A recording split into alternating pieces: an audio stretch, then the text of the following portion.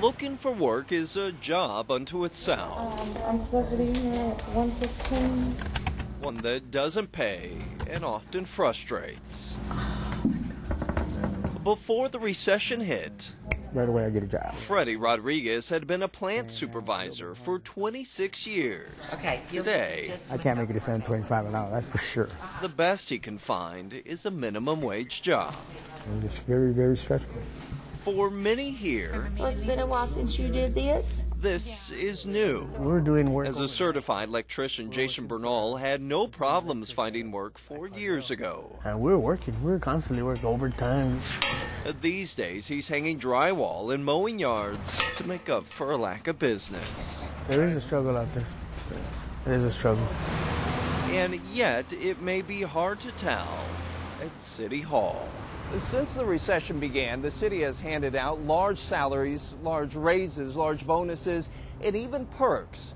Not to all city employees, but to those at the top of the payroll. This is a reflection of where the market is. In 2008, 9 city employees made more than $150,000. During the next 4 years, that number more than tripled.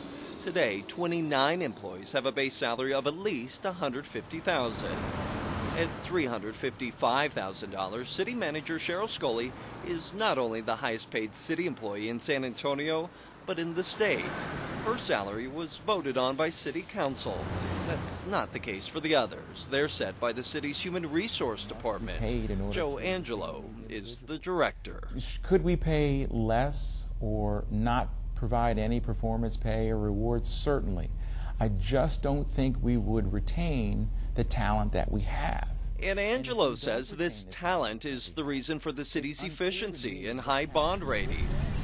But these increases in pay have come during a time when the average household income in San Antonio has dropped by more than $1,000, and the unemployment rate has gone up by 2%.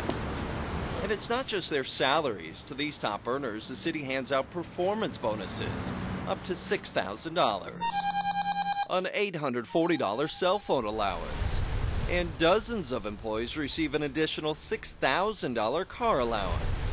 The city says it doesn't want its executives to have to fill out a mileage expense form.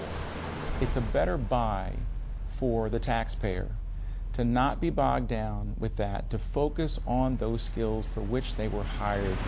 That's crazy. That's too much. That's too loose with that money. Bernal says if they worked in the private sector, he would have no problem with it.